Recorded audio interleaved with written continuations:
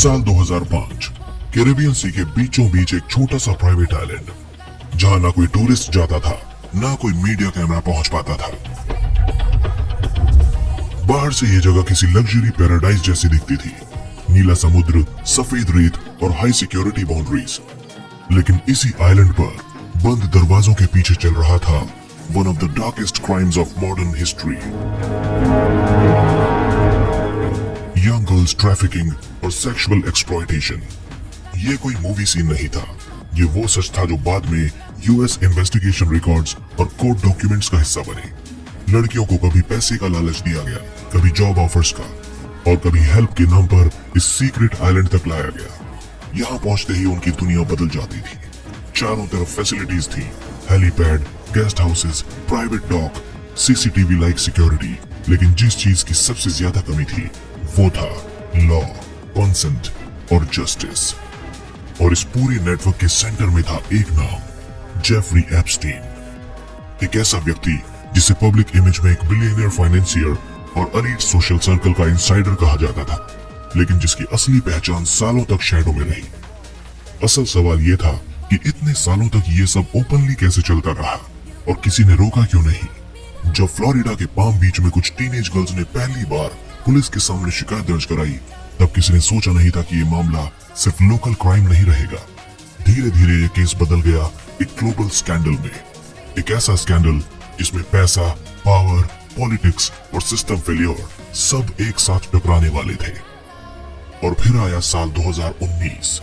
Jeffrey Epstein को federal level पर दोबारा अरेस्ट कर लिया गया, सेक्स ट्रैफिकिंग ऑफ माइनर्स और कॉन्स्पिरेसी के सीरियस चार्जेस के साथ। लेकिन तब तक बहुत देर हो चुकी थी, क्योंकि जिन लड़कियों की आवाज सालों तक इग्नोर की गई थी, वे अब एक ऐसे सवाल में बदल चुकी थी जो पूरी दुनिया से पूछा जा रहा था। यहीं से शुरू होती है ये कहानी, एक सीक्रेट आइलैंड से लेकर जेल सेल तक, और एक ऐसे आदमी तक जिसकी मौत ने भी सच को दफन नहीं किया, बल्कि उसे और ज्यादा मिस्टीरियस और डेंजरस बना दिया। आज के इस खास एपिसोड में हम जानेंगे कि जेफरी एप्स्टीन आखिर कौन था और कैसे एक साधारण सा आदमी मनी, इन्फ्लुएंस और क्राइम के इस अंधे एम्पायर का मास्टर बन गया।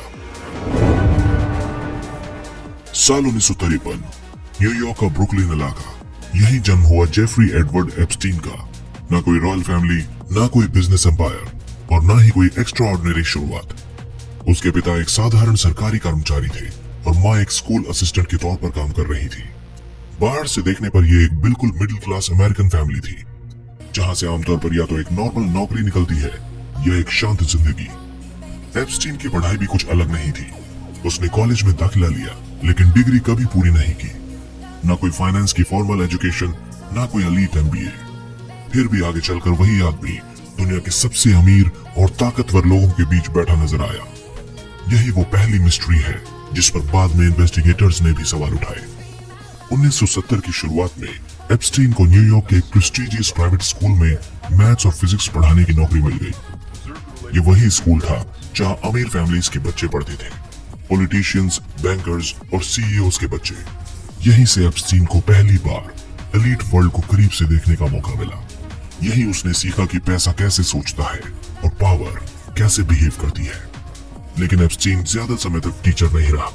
अचानक बिना किसी क्लियर पब्लिक एक्सप्लेनेशन के वो एजुकेशन छोड़कर हाई फाइनेंस की दुनिया में दाखिल हो गया। 1976 में उसे एक टॉप इन्वेस्टमेंट बैंक में नौकरी मिल गई और यहीं से उसकी लाइफ ने पूरी तरह डायरेक्शन चेंज कर लिया। सवाल आज भी वही है, बिना डिग्री, बिना ट्रैक रिकॉर्ड इतनी बड़ी एंट्री पॉसिबल कैसे हुई? 1980 तक आते आते एप्स्टीन खुद को एक फाइनेंशियल एडवाइजर और मनी मैनेजर के रूप में पेश करने लगा। लेकिन उसका काम एडवाइजर जैसा नहीं था।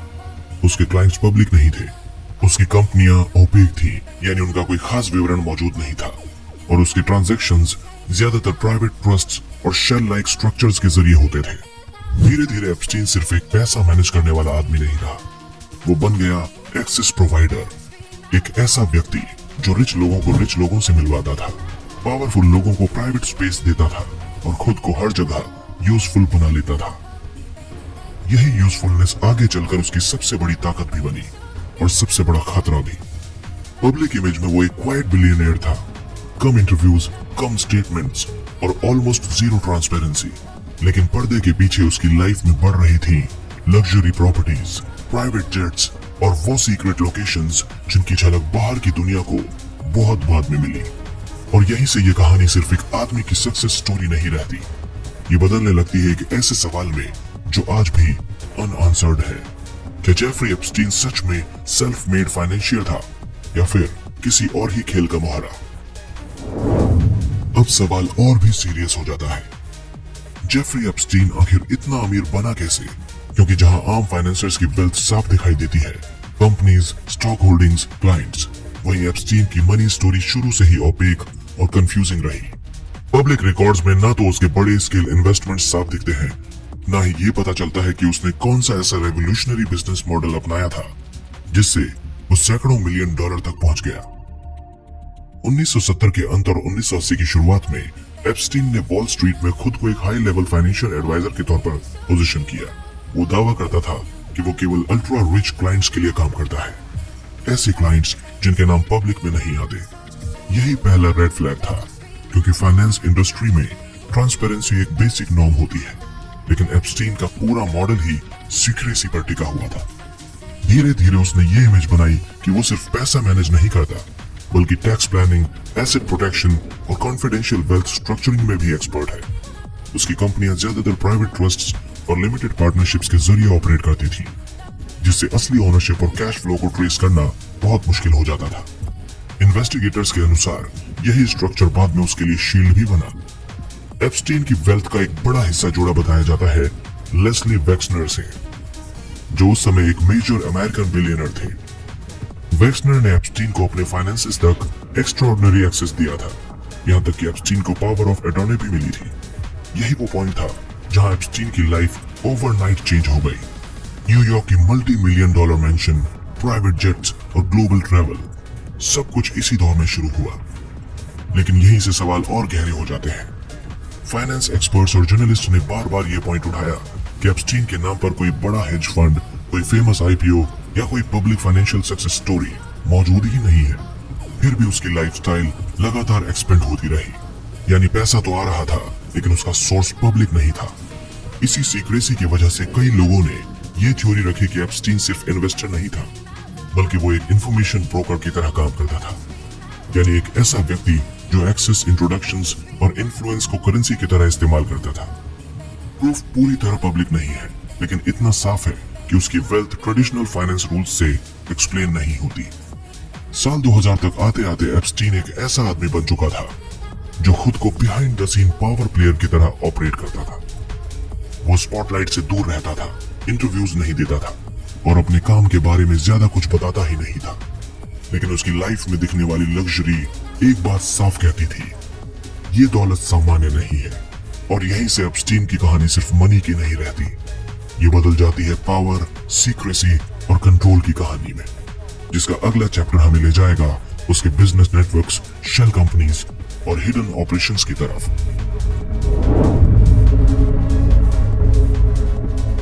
अब तक हमने देखा कि पैसा आया, पावर बढ़ी, लेकिन एक बेसिक सवाल अब भी अनआंसर्ड है। जेफरी एप्स्टीन करता क्या था? क्योंकि आमतौर पर किसी भी अरबपति की पहचान उसके बिजनेस से होती है, कोई फैक्ट्री, कोई ब्रांड, कोई हेज फंड। लेकिन एप्स्टीन के केस में ये पहचान शुरू से ही ब्लर्ड रही। उसका दावा था कि वो सिर्फ अल्ट्रा हाई नेटवर्थ इंडिविजुअल्स के लिए काम करता है, ऐसे लोग जो प्राइवेसी चाहते हैं और किसी भी तरह की जांच पड़ताल से दूर रहना चाहते हैं। यही वजह थी कि उसके काम का ज्यादातर हिस्सा ऑफ द रिकॉर्ड रहता था। एप्स्टीन की कंपनियां भी अनयूजुअल थीं। कोई बड़ा कॉर्पोरेट सेटअप नहीं, थाउजेंड्स ऑफ एम्प्लॉयज नहीं, बल्कि छोटी छोटी प्राइवेट एंटिटीज, ट्रस्ट्स और लिमिटेड पार्टनरशिप्स। ये स्ट्रक्चर ऐसे बनाए गए थे कि असली पैसा कहां से आ रहा है और कहां जा रहा है, ये ट्रेस करना आसान ना हो। इन्वेस्टिगेटिव जर्नलिस्ट्स के अनुसार यही डिजाइन एप्स्टीन की सबसे बड़ी ताकत थी। उसका प्राइमरी ऑफिस न्यूयॉर्क के एक बेहद महंगे मेंशन से ऑपरेट होता था, जो खुद एक रेड फ्लैग था। आमतौर पर फाइनेंस फर्म्स ग्लास बिल्डिंग्स में होती है, लेकिन एप्स्टीन का पूरा सेटअप पर्सनल प्रॉपर्टीज और प्राइवेट स्पेसेस में फैला हुआ था। मीटिंग्स भी बोर्ड रूम्स में नहीं, बल्कि प्राइवेट होम्स, जेट्स और आइलैंड्स पर होती थी।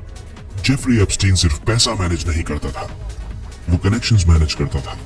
वो लोगों को लोगों से मिलवाता था, पॉलिटिशियंस को बिलियनियर से, साइंटिस्ट को डोनर्स से, बिजनेस लीडर्स को ग्लोबल एक्सेस से। धीरे धीरे वो खुद एक गेट कीपर बन गया, जिसके बिना कुछ हाई लेवल इंट्रोडक्शंस पॉसिबल ही नहीं माने जाते थे। यही रोल उसे डेंजरस बनाता है, क्योंकि जब कोई व्यक्ति इंफॉर्मेशन, एक्सेस और प्राइवेसी तीनों को कंट्रोल करने लगे तो वो सिर्फ एडवाइजर नहीं रहता, वो पावर ब्रोकर बन जाता है। एप्स्टीन के केस में कई लोग बाद में यही सवाल उठाते हैं कि क्या वो सच में फाइनेंस चला रहा था या फाइनेंस की आड़ में कुछ और ही मैनेज कर रहा था। 2000 तक आते आते एप्स्टीन का बिजनेस मॉडल पूरी तरह नॉन ट्रांसपेरेंट हो चुका था। न कोई एनुअल रिपोर्ट्स, न क्लियर डिस्क्लोजर और न ही क्लाइंट्स की पब्लिक लिस्ट। फिर भी उसकी लाइफस्टाइल लगातार एक्सपेंड हो रही थी, जो इस बात का संकेत थी कि उसका सिस्टम काम कर रहा है, लेकिन चुपचाप। और यहीं से एप्स्टीन की कहानी एक और मोड़ लेती है, क्योंकि जैसे जैसे पैसा और एक्सेस बढ़ता गया, वैसे वैसे उसकी जिंदगी में शामिल होने लगे प्राइवेट जेट्स, लग्जरी प्रॉपर्टीज और सीक्रेट लोकेशंस।